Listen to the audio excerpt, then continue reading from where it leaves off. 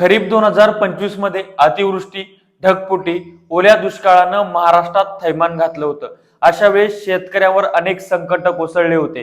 कुणाचे गुरेढोरे वाहून गेले, गोठा जमीनदोस्त झाला, जमीन खरडून गेली, अनेकांचे कुटुंबीय त्यांना त्यात गमावे लागले आणि सर्वस्व हरवून बसवावं लागलं.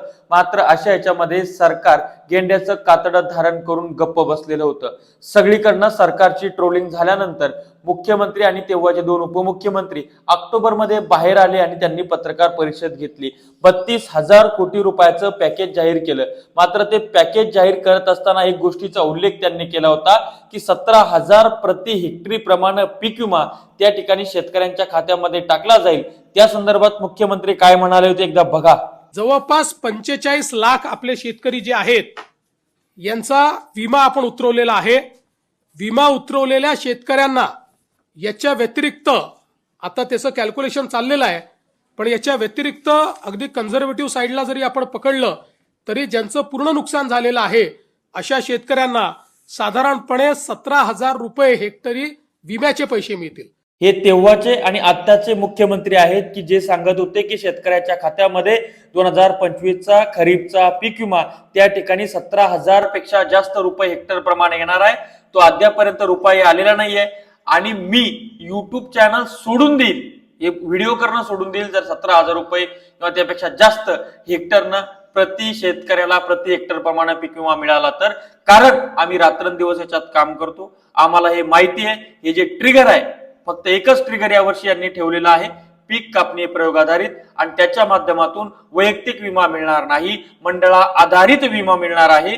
त्याच्यामुळं या वर्षीचा विमा नसल्या जमा आहे हे आम्ही वारंवार सांगतो आहोत. आता राज्य सरकारकडनं अशी माहिती आली होती मागे की राज्य सरकारच्या पातळीवर जे काय मका असेल, सोयाबीन असेल, मूग, उडीद असेल, हे जे पिकं आहेत खरीपातले, याचे पीक कापणी प्रयोग झालेले आहेत. यासाठीचा हप्ता कंपनीला वितरित करण्यात आलेला आहे आणि केंद्राच्या NCIP जे आहे, नॅशनल क्रॉप इन्शुरन्स पोर्टल, त्यावर प्रॉब्लेम चालू आहे किंवा तत्सम कारण त्यांनी दिली होते.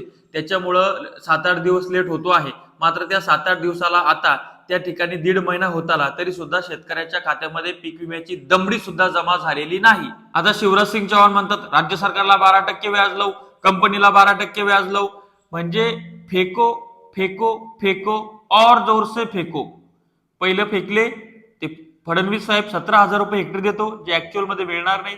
आता शिवराज सिंग चौहान बघा कसं फेकतायत कि 1 महीने के अंदर राज्य सरकार को नुकसान जो हुआ है, रिमोट सेंसिंग के माध्यम से तो तत्काल पता चलता है कितना नुकसान हुआ है, लेकिन कई सरकारें अब इसको नहीं अपना रही. 1 महीने के अंदर उनको क्षति के आकलन करके जानकारी देनी पड़ेगी कि नुकसान कितना हुआ है. और उसके बाद सारी औपचारिकताएं पूरी होने के बाद ये जरूरी है कि बीमा कंपनी 21 दिन के अंदर क्लेम सेटल कर दे. 21 दिन के अंदर. और 21 दिन के अंदर अगर बीमा कंपनी क्लेम सेटल नहीं करेगी तो 12% की दर से उन पे ब्याज लगेगा, जो किसान के खाते में सीधा डालने का काम किया जाएगा. हमने ये भी तय किया है कि राज्य सरकार कई बार अपना हिस्सा नहीं डालती, केंद्र अपना पैसा दे देती. मैं किसी एक राज्य सरकार की बात नहीं कर रहा, कई बार डिले होता है. अगर ऐसा डिले हुआ तो 12% ब्याज राज्य सरकार के ऊपर भी लगाया जाएगा, जो सीधे किसान के खाते में डाला जाएगा.